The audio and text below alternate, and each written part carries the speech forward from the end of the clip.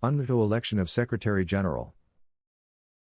The campaign for the UNWTO election of Secretary General World Tourism Organization is currently underway. Unfortunately, discussions linked to controversial procedures that could favor one of the candidates, especially if their aim is to reach a vote as soon as possible, notwithstanding the unusual criticism of their predecessors in office over the last 20 years, have been overshadowed by the concrete proposals that differentiate the two candidates, which have not always received due attention outside the specialized press. One of these proposals that deserves a lot of attention is the one put forward by Imam Al Khalifa to establish a global assistance fund for the revival of tourism after the pandemic crisis. Its scope goes beyond the area of tourism and reflects a vision that can be a model for other international agencies. The budgetary structure of these agencies, typically UNESCO, is based on individual country contributions, to which are added so-called voluntary contributions that have a defined destination.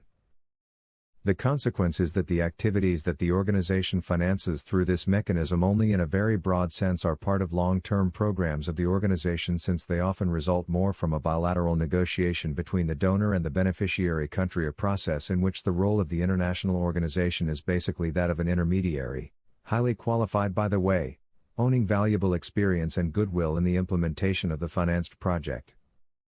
Al Khalifa's proposal reaffirms the primacy of the international character of the organization, reducing possible conditioning on the part of the donor countries.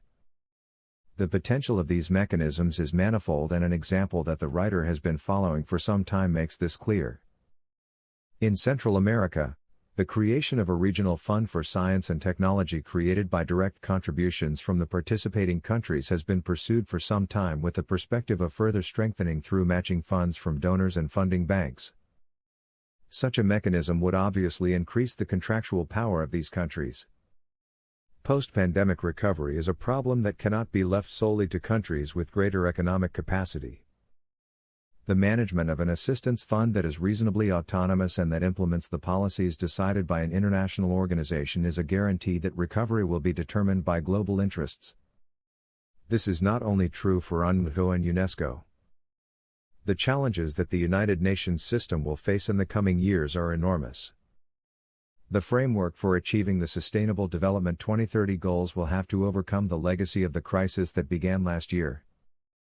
This will require new mechanisms for collaboration, and the one proposed by Al Khalifa seems very interesting for many organizations that are particularly hard hit by the pandemic. The first examples that come to mind are the FAO and UNICEF. This might suggest that the proposed fund is not sectoral. For this reason, we welcome the proposal and look forward to its implementation. It is evident that the proposal of establishing such a fund will face major difficulties. The most serious difficulty is that the major donors face financial problems due to the huge amount of public expenditure mobilized to offset the COVID-19 impact. An alternative approach may consist of seeking the involvement of GAFA, Google, Apple, Facebook, Amazon. A good example is the successful launch by UNESCO of the Global Alliance for Education, in which the Internet giants are partners. GAFA may provide both financial and intellectual support. The World Tourism Network called for decency in the UNWTO elections, and its campaign has gained worldwide support. El Taib also contributed to this article. #RebuildingTravel